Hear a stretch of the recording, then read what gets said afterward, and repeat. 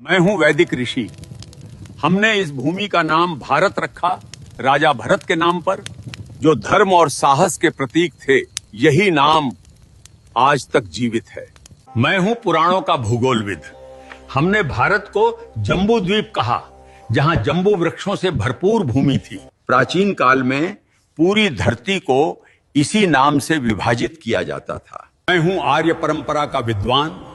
उत्तर से दक्षिण तक फैली इस भूमि को हमने आर्यावर्त कहा। यहाँ धर्म, ज्ञान और संस्कृति का वास था। मैं हूं फारसी यात्री। हमने सिंधु नदी को हिंद कहा और इस भूमि को हिंदुस्तान। यही नाम सदियों तक चलता रहा। मैं हूं यूनानी भूगोलविद। हमने सिंधु नदी को इंडोस कहा और पूरी भूमि को इंडिया। यही नाम ब्रिटिश काल में आधिकारिक बन गया। मैं हूं प्राचीन व्यापारी। भारत की सोने जैसी भूमि के कारण हमने इसे सुवर्ण भूमि कहा। सोने, मसालों और धन की धरती। मैं हूं अरबी नाविक। हमने इस धरती को अल हिंद कहा। सागर, मसाला, व्यापार और ज्ञान की भूमि। मैं हूं फारसी इतिहासकार। हमने इस देश को हिंद कहा, जो सिंधु नदी से निकला नाम है। मैं हूं पुराणों का कथावाचक।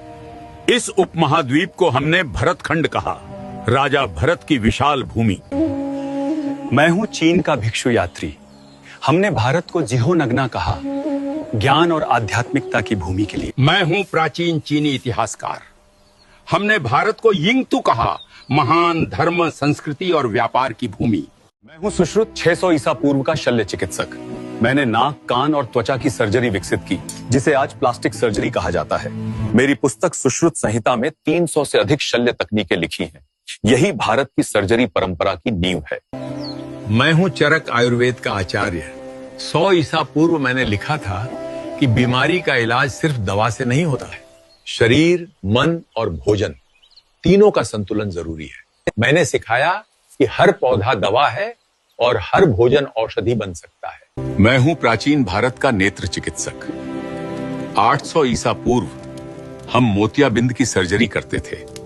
एक पतली सलाई से आंख की धुंधली परत हटाकर दृष्टि वापस लौटा देते थे। इस तकनीक ने हजारों लोगों की रोशनी बचाई।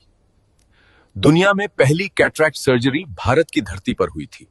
मैं हूं कोणार्क का शिल्पकार। हमने सूर्य मंदिर को इस तरह बनाया कि हर पहिया एक सटीक घड़ी की तरह समय बताता है। आज भी सूरज की किरणें हर घंटे पर ठीक इसी कोण से गिरती हैं, बिना किसी आधुनिक गणना के। मैं हूं भारतीय वास्तुकार। हमने ऐसे भवन बनाए जहां हर दिशा, हर खिड़की ऊर्जा के अनुसार तय थी। बिना बिजली के भी ये इमारतें खुद को ठंडा रखती थी। यही था वास्तुशास्त्र का असली विज्ञान। मैं हूं हड़प्पा का अभियंता। 4000 साल पहले हमने बनाई पक्की नालियां और भूमिगत सीवर प्रणाली। हर घर में जल निकासी का रास्ता अलग था। इतनी सटीक योजना आज भी आधुनिक शहरों के लिए मिसाल है। मैं हूं वो कारीगर जिसने बनाया दिल्ली का लौह स्तंभ। लगभग 1500 साल पहले इसे बिना किसी आधुनिक तकनीक के ढाला गया था। आज तक इसमें जंग नहीं लगी और विज्ञान अब भी इसका रहस्य नहीं सुलझा पाया।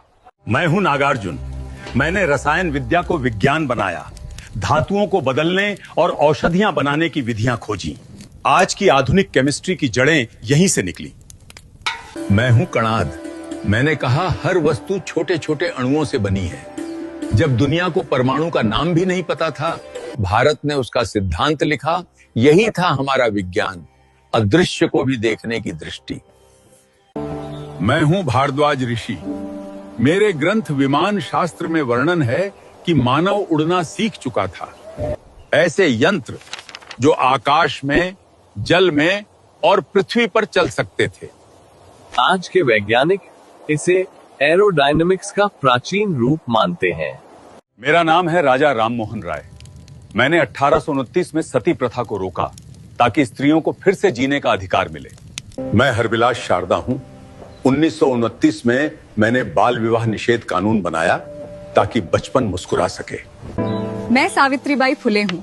1848 में मैंने लड़कियों के लिए पहला स्कूल खोला, ताकि ज्ञान पर सबका अधिकार बने। मैं हूं ईश्वर चंद्र विद्यासागर।